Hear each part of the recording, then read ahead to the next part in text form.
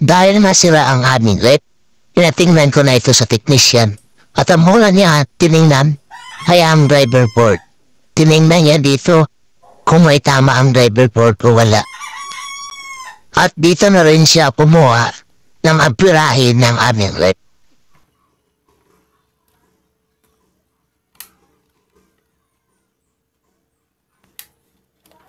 Talaga.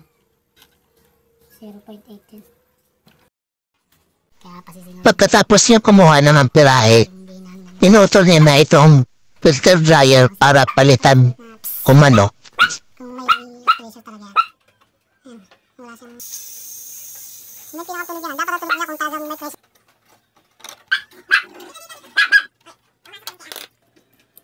Kukunin lang tayo ang cover ko.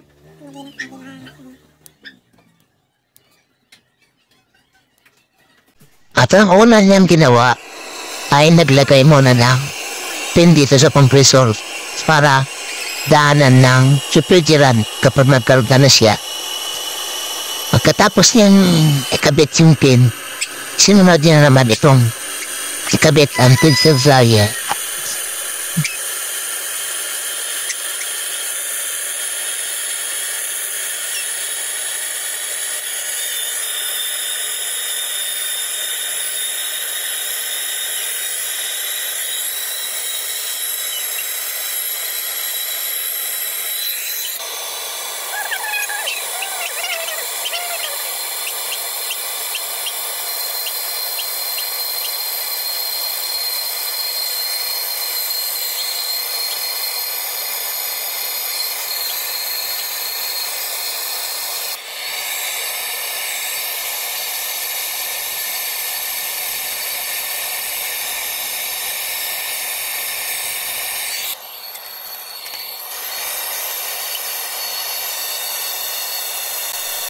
At pagkatapos niya naikabit yung filter dryer, nag-leak na siya kaagad. Naglagay lang siya dito ng pressure at nileak test yung ginawa niya kung may bula ba o wala.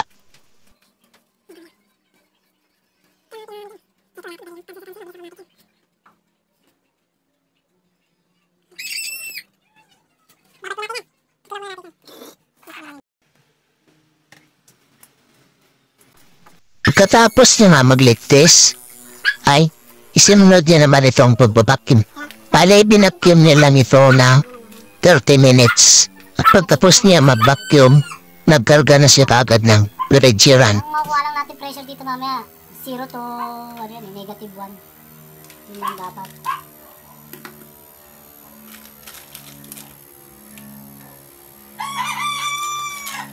Vacuum ko lang ng 30 minutes yan, balikan ko. Tapos saka natin mag-change na. Kukunin ko free yun.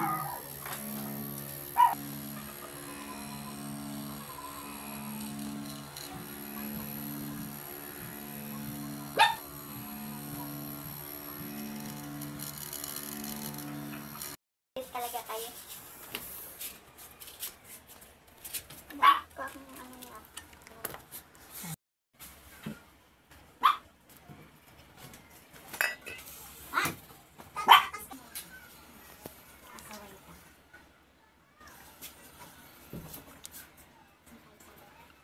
Saan ko yung saksahan niya? Ito? Talagang ano siya, no? Diretso under na yun.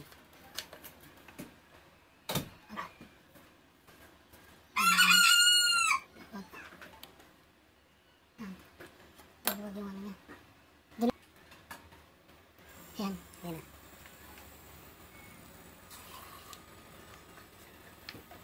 Maluwag. Maluwag talaga.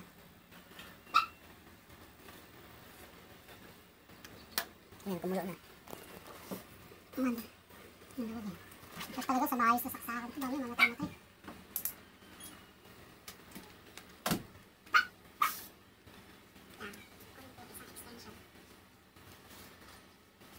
Haba ng tirahe.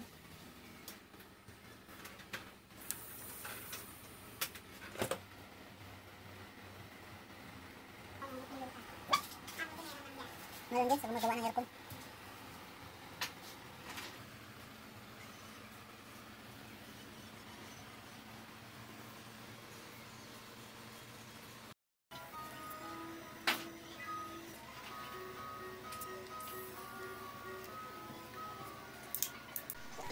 Dahil nga minabdali niya paggawa. Ayun, hindi mo lang nakapagilo kaya pakyab niya kinabukasan. Dito, nakikita niya na yung leak kung saan manggagaling. Kaya naubos ang refrigerant. Kaya hindi man lang nakapag-yelo ang ref. Hindi na ako nga sa isang client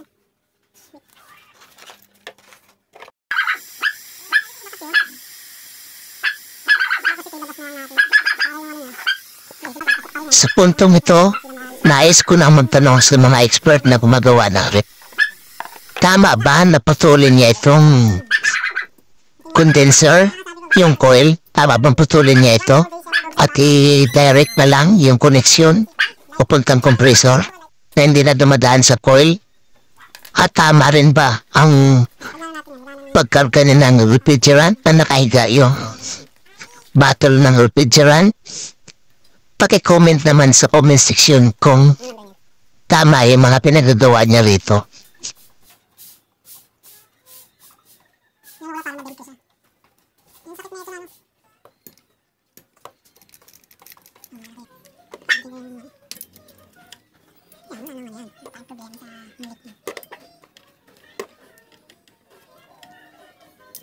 Hindi peke yung nabili ko ano eh. Dami lumalabas sa peke niya. Ano to? Hindi makahinaw. Kahit ano hindi ko nadikit. Kailangan kasi malinis. Para kumatik yung flux.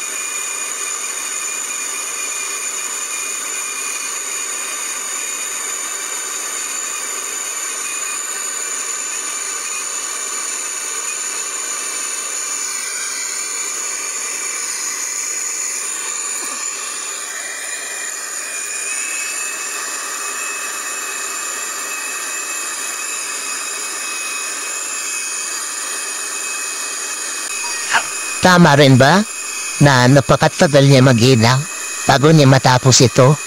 Kasi na pagkakalam ko, may time limit ka ng pag-inang sa mga tubo na yan.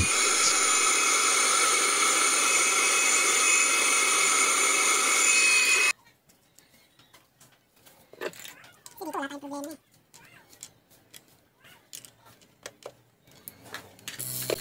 Pagkatapos niya nabina ng napakatagal, pag-lift niya ay may bula ito. Kaya inulit niya na naman ang pag-inam dito ng napakatagal.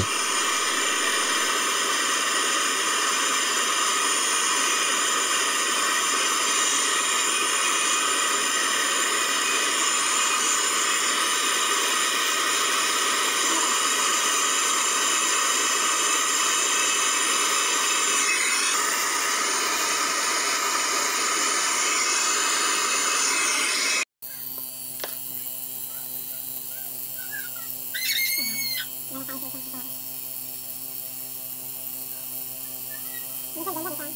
Minsan ay pag pumasok tagal na tao. Wala na eh. 3 years na. 2000 lang. Yung kapag na. Wala na siya. Matagal na rin ang dalawang mga tao.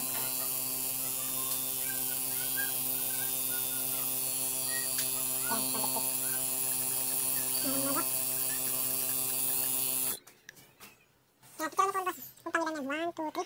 1, 2, 3, 4. Pangapat na. Eh, tama yung detalye din. Pagkatapos niya magligtis, inulit niya lang ang naunang proseso. Pagkatapos niya magligtis, ay nag-vacuum na siya. Pagkatapos niya mag-vacuum, ay naglagay ng refrigerant. Kanon pa rin, ay higa pa rin ang bottle ng refrigerant kapag siya ay naglalagay. Tama po ba yung mga pinagagawa niya dito? At tama rin po ba na pagkuha niya ng parameter na gusto niya, ay hindi niya muna ito in-observe ng isang oras bago niya tinanggal ang manifold? Bago niya ito iniwan? May comment naman sa comment section Kung ano masasabi niyo doon na sa mga expert na gumagawa ng rep, hinihingi ko lamang ang inyong opinion.